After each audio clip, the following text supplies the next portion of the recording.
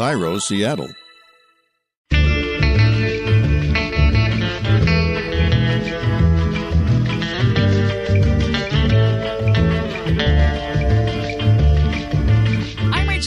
And this is Your Last Meal, a show about famous people and the stories behind the foods they love most.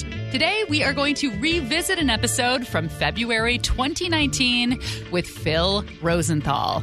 Phil created, co-produced, and wrote for the TV show Everybody Loves Raymond, a show that was nominated for 69 Emmy Awards and won 15 of them. Since 2018, Phil has hosted a very charming food and travel show on Netflix called Somebody Feed Phil. The 5th season was released earlier this year. 2/3 of Americans don't travel. And I think the world would be better if we all could experience a little bit of someone else's experience. One reason I decided to revisit this episode is because Phil has a new book coming out this October. It's called Somebody Feed Phil, the book. Kind of a companion piece to his TV show. Untold stories, behind-the-scenes photos, and favorite recipes, a cookbook. But another reason I decided to re-air this episode is because I have gotten messages from several listeners over the past few years saying, you should have Phil Rosenthal on the show. So if you missed it, here it is. If you've already heard it, I think it's worth a second listen. It is a delightful little episode centered around hot dogs. We'll explore two of the world's most beloved hot dog meccas, Copenhagen and Coney Island. Coney Island is home to Nathan's Famous Hot Dogs, and they have been hosting an annual hot dog eating contest for over 100 years, now run by Major League Eating. So Major League Eating, think of it as the NFL or Major League Baseball. We are the governing body of all stomach-centric sport. In America, we like a beer with our hot dog. But in Copenhagen, the beverage commonly paired with hot dogs is quite unexpected. All of that coming up. But first, my conversation with Phil Rosenthal. I went down a rabbit hole of watching a bunch of episodes of Somebody Feed Phil, and Phil just bounds into these cities like Copenhagen, Mexico City, Tel Aviv, and Lisbon with the excitement of a golden retriever puppy. He practically gallops. His eyes get wide when he eats. He gets so excited about food, and he gets to eat his way through these cities with locals as his guides. I read a quote from you where you said, I'm exactly like Anthony Bourdain if he was afraid of everything. But you don't seem afraid. It seems like you're trying a lot of things. What did you mean when you said that? I mean that I'm afraid of everything that he does. Okay. Meaning that he was a great adventurer and a daredevil and scared of nothing. And I'm, a nice Jewish boy from Queens, and I'm not going to Borneo to have the tribesmen nail a tattoo into my chest. I'm not doing that. I'm not going to Beirut where I might get shot at, right? I need a hotel with a bed and a pillow because that's who I am.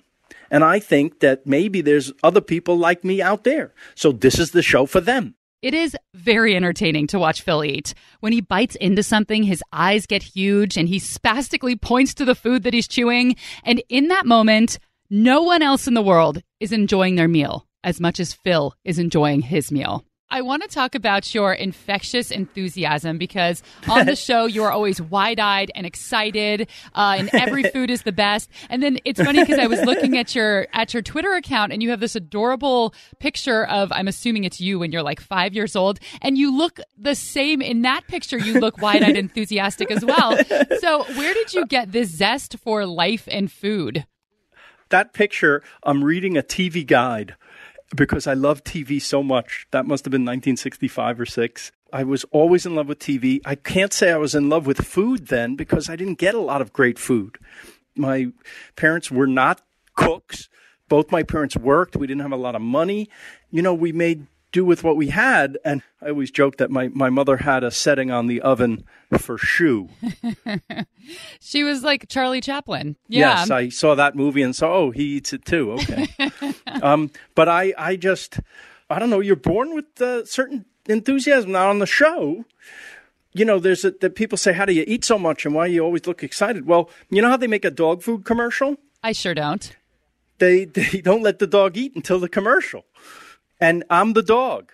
I don't really eat until I'm on camera. And what you're seeing is 10 days worth of shooting condensed into an hour. So in every scene that you see, that's probably all I ate for that day. And I'm not even finishing it all. I'm giving a lot of it to the crew who are looking at me with their tongues hanging out. And I'd be cruel not to share with them. Well, I like that you say you like to share because that fits in with the way that Patton Oswalt describes the show. He says it's the Mr. Rogers of food shows, which I thought was a really funny thing to say. Can you talk about what that means? Well, I guess I'm positive. I guess I like people. I guess I like to share my experiences. It's why I do the show. I learned on an episode of Everybody Loves Raymond that we did that I saw Ray Romano get turned on when we went to Italy. He didn't want to go at first. And then when we went there, I saw him get woke. He understood the magic of travel and the food in these places and the people. And I thought, wow, that was the year 2000. I thought, I want to do this for other people. And the backstory of that wasn't Ray Romano 40 years old and he said he'd never been abroad? Is that what the story was? That's absolutely true. He said, I'm not really interested in other cultures. I couldn't believe it. So I knew then we had to do that episode where we send him over with that attitude as him, and then we send him back as me. Voila. That's what happened. I saw it happen, not just to the character, but to the person. And I said, I want to keep doing this. Raymond ended it in 2005, and it took me about 10 years to get this show, which started on PBS. You know, we did 6 episodes for them. We won the James Beard Award for Best Food and Travel Show. I was as excited about that as any Emmy that we ever won because this was a new field for me. I completely understand. Not to brag, but I got a James Beard nomination this year, and I felt the same way because I've been doing news for 15 years. I start this podcast, and it's the thing that I love the most, and so it totally means more, and it means something to, get nominated or win something in the realm of the thing you're most passionate about. That's exactly right. Things we love, right? When you took Ray Romano to Italy and you tried to turn him from a Neanderthal into a very cultured traveler and eater. Into a Rosenthal. That's right. Yes. Was there a particular food or particular place that you used strategically or that you saw help him blossom? What kind of turned him? Honestly, there's a scene in that episode where he's standing on a street corner in a little village in Italy and he gets a slice of pizza and it rocks his world. And we have that in the show. And I swear to you, that really happened where he was tasting the pizza there and the gelato. And every night we were having pizza and gelato. After whatever dinner we had, we'd be walking down the street and go, oh, shouldn't we try that pizza? It looks really good. And I'm like, okay. And we tried and he goes, and look, there's a gelato place. Yeah, there's lots of them, Ray. Yeah, but we didn't have this one. All right. And then every single night he was, I saw it happen, like the blossoming of a human being. So what country's food surprised you the most, delighted you the most? I think everybody knows of food hubs like Paris and Tokyo, New York. Yes. Was there a hidden gem someplace that you weren't expecting? The biggest surprises for me this year, I would say, were Copenhagen, where everybody food from the very high-end places to the hot dogs on the street were just sensational. That was surprising to me. I thought Nordic food would be somewhat limited, and it's not limited at all. It's phenomenal. And I loved Lisbon as well. I thought the food there, which I didn't really know about Portugal. I would say it's the most underrated European city, Lisbon. I even went back since we filmed. I brought my wife back for a little vacation there because I said, you got to see this place.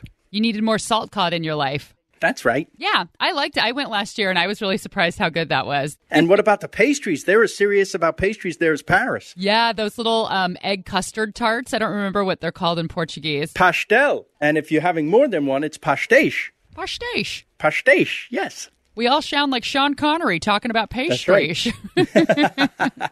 It's a fine pastry. It is a delicious pastry. Phil, let's talk about your last meal. What would you choose to eat if you could only have one last thing? I've thought a lot about this, and I think it would be a plate that contained childhood's greatest hits for me. The best hot dog, the best slice of pizza, the best fried chicken, right? The best tuna fish sandwich. Because I figure if it's my last meal, you want to come full circle. You want to go back to where it started, where your love of food started. Now, there are things that, I think are delicious and wonderful that I've had, fancy meals and whatnot, but the emotional connection is with that stuff, I think, for all of us. But that's interesting that you say that because you grew up eating shoes. And so I'm surprised that you're drawing from your childhood for these, happy food moments. But those were the happy places, when I could go out to get a hot dog somewhere or even, make one myself. I loved it so much. Or a burger, a great slice of pizza. These are things that I think are universal And I find them everywhere. People like these things. Let's narrow it down a little bit. So to you, what is the best hot dog? Which one would you choose? Well, if you see the New York episode, you see me go to Nathan's in Coney Island, the original Nathan's. And that holds a special place in my heart. I think there's other great hot dogs. And in Copenhagen, I made a big scene out of going. I thought their hot dogs were phenomenal. I love the hot dogs in Chicago. You know, I don't have to pick the best. People always ask me, what's better, Chicago pizza or New York pizza? I'm not choosing. They're very, very different. Yeah. And I love them both. There's only two kinds of anything I find, good and not so good. I know you like many different kinds of hot dogs, but for you, if you were making one and dressing it yourself, what are your perfect toppings? Wow, that's a great question. If I do it myself at home, which I do often, I love hot dogs, and yet I know they're not great for you, so I try to get some turkey dogs and, chicken dogs, and once in a while even a veggie dog, which I don't especially like. But the truth is, if you put the right toppings on it, it's only a vehicle for those toppings. So I love a brown mustard, I love onions on the hot dog, and I love sauerkraut, a really good sauerkraut. Yeah, hot dogs are, I think, as divisive as pizza because people in Chicago will lose their minds if you talk about putting ketchup on a hot dog. I know. I have a feeling about that, too. Who cares? Eat it how you like it. It's time for a quick break, but when we return, the history of America's favorite hot dog eating contest and why you shouldn't put any condiments on your hot dog.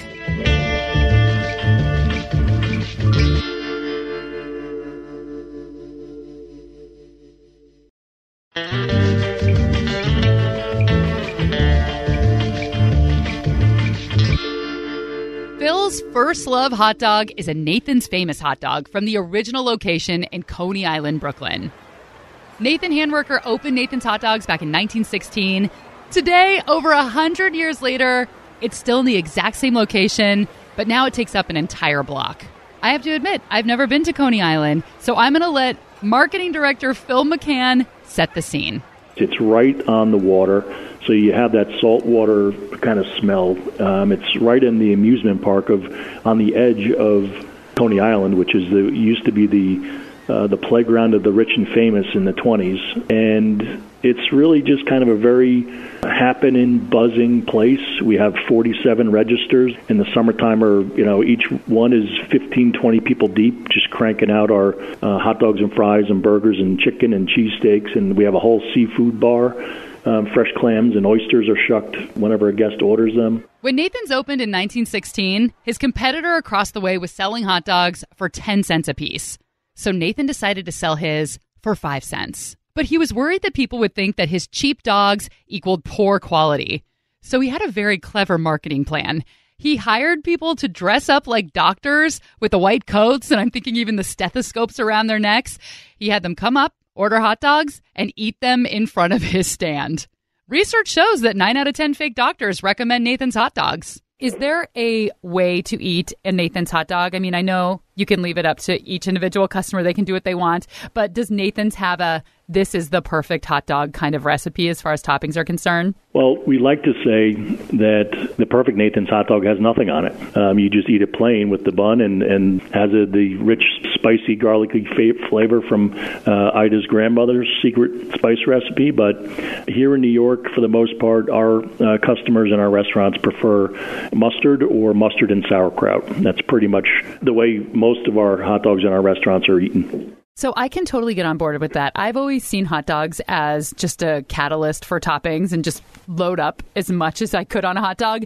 But now I'm dating someone who doesn't like condiments. And this last summer we went camping and we made hot dogs. And I tried for the first time, probably since I was a kid, just a plain hot dog in a bun. And it is so good. I've completely converted myself. It's because now I realize when I put especially ketchup, you can't even taste the meat. It's so true. I mean, I myself, I like my dog with a little bit of mustard, not even a lot. I just want to say that I used the wrong word. I didn't mean to say catalyst. But you know what? Sometimes when you're thinking on the fly, you say the wrong word. So what I meant was a vehicle for condiments.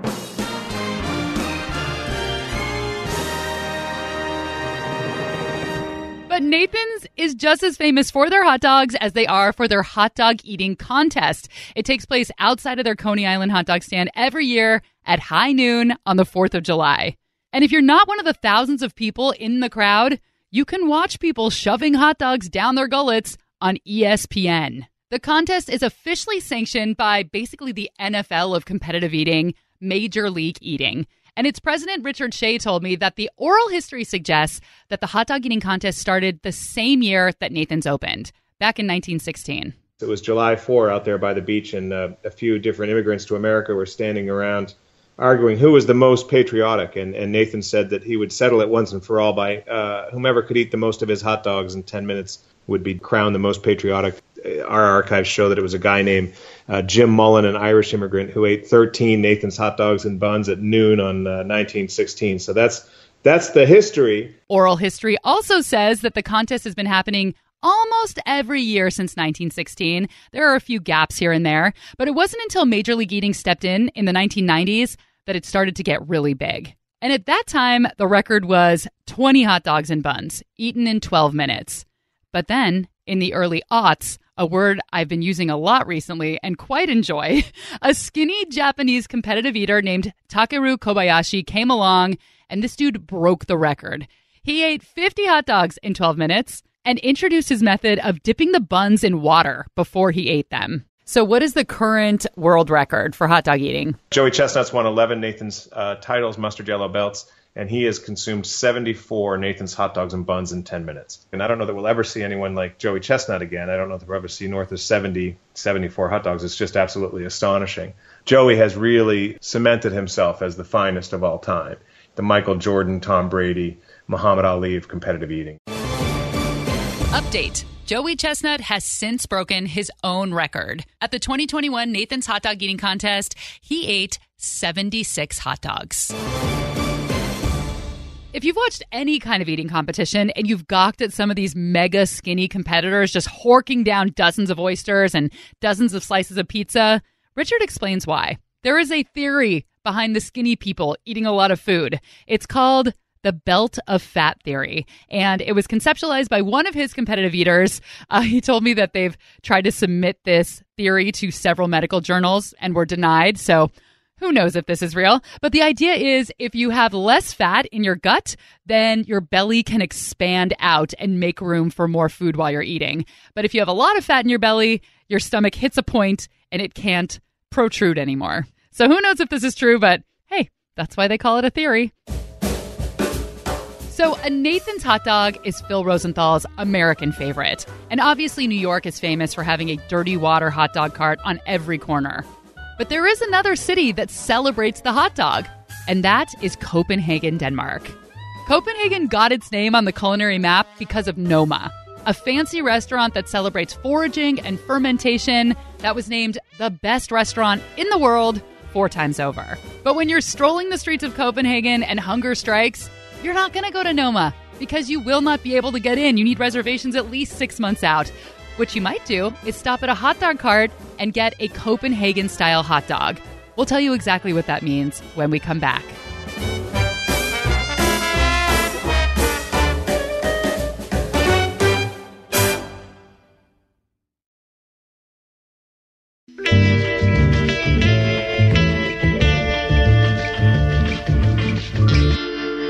When Phil traveled to Copenhagen, one of the foods he fell in love with were their street dogs. How were the hot dogs different in Copenhagen? Oh, well, first of all, every ingredient of everything in Copenhagen. Have you been there? I have not. Oh, it's a utopian society. I recommend it. It's just wonderful.